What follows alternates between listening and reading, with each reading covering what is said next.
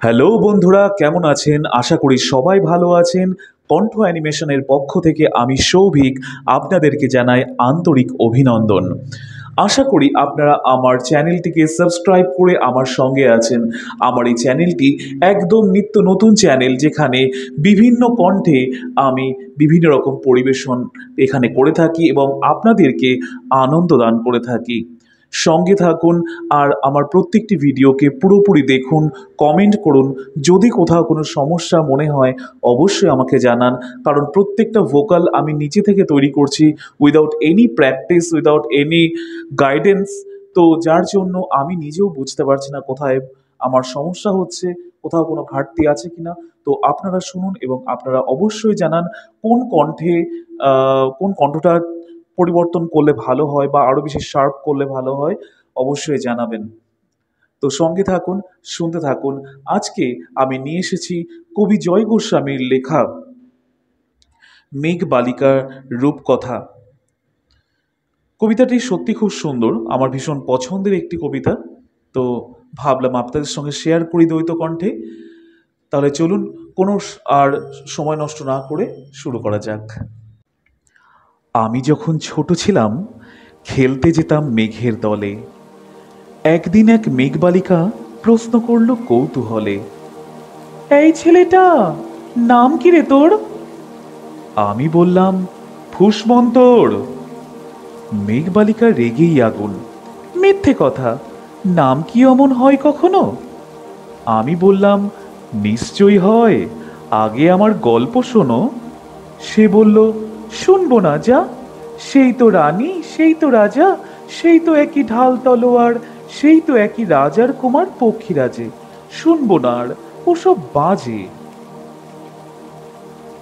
আমি বললাম, তোমার জন্য নতুন করে লিখবো তবে। সে বলল, সত্যি লিখবি? বেশ, তাহলে মস্ত করে লিখতে হবে, মনে থাকবে, লিখে কিন্তু আমায় দিবি। আমি বললাম, তোমার জন্য লিখতে পারি এক পৃথিবী। লিখতে লিখতে লেখা যখন সবেমাত্র 2-4 পাতা, হঠাৎ তখন ভূত চাপলো আমার মাথায়। খুঁজতে চলে গেলাম ছোটবেলার মেঘের মাঠে। গিয়েই দেখি চেনা মুখ একটিও তো নেই এ তল্লাটে। একজনকে মনে হলো ওরই মধ্যে অন্যরকম। এগিয়ে গিয়ে বলি তাকেই, তুমি কি সেই মেঘবালিকা? তুমি কি সেই? সে বলেছে, মনে তো নেই, আমারও সব মনে তো নেই। আমি বললাম, তুমি আমায় লেখার কথা বলেছিলে। সে বলল, সঙ্গে আছে, ভাসিয়ে দাও গায়ের ঝিলে।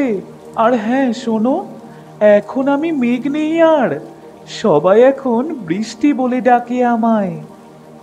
বলেই হঠাৎ এক পশলায় চুল থেকে নখ আমায় পুরো ভিজিয়ে দিয়ে অন্য অন্য বৃষ্টি বাদল সঙ্গে নিয়ে মিলিয়ে গেল খরস্রোতায়, মিলিয়ে গেল দূরে কোথায়, দূরে দূরে। বৃষ্টি বলে ডাকে আমায়, বৃষ্টি বলে ডাকে আমায়।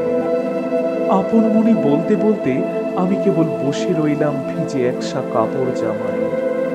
গাছের তলায় বসে রইলাম, বৃষ্টি নাকি ওর মেঘের জন্য।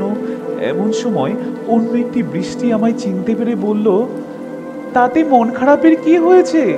যাও, ফিরে যাও, লেখো আবার। এখন পুরো বর্ষা চলছে, তাই আমরা সবাই ব্যস্ত, নানান দেশে ভীষণ ব্যস্ত। তুমিও যাও, মন দাওগে তোমার কাজে। বর্ষা থেকে ফিরে আমরা নিজেই যাব তোমার কাছে। এক পৃথিবী লিখবো আমি, এক পৃথিবী লিখবো বলে ঘর ছেড়ে সেই বেরিয়ে গেলাম। ঘর ছেড়ে সেই ঘর বাঁধলাম গহন বনে, সঙ্গী শুধু কাগজ কলম। একাই থাকবো, একাই দুটো ফুটিয়ে খাবো। 2-1 মুঠো ধুলো বালি যখন যারা আসবে মনে, তাদের লিখবো, লিখেই যাব। এক পৃথিবীর 100 রকম স্বপ্ন দেখার সাধ্য থাকবে যেরূপ কথার, সেরূপ কথা আমার একার।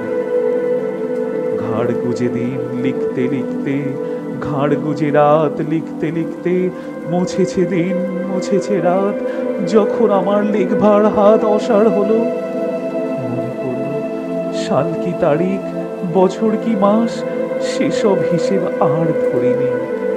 লেখার দিকে তাকিয়ে দেখি এক পৃথিবী লিখব বলে একটা খাতাও শেষ করিনি। সঙ্গে সঙ্গে ঝমঝমিয়ে বৃষ্টি এলো খাতার ওপর, আজীবনের লেখার ওপর। বৃষ্টি এলো এই অরণ্যে, বাইরে তখন গাছের নিচে নাচছে ময়ূর আনন্দিত। এই গাছ ও গাছ উড়ছে পাখি, বলছে পাখি এই অরণ্যে কবির জন্য আমরা থাকি। বলছে ওরা কবির জন্যে আমরা কোথাও, আমরা কোথাও, আমরা কোথাও হার মানিনি।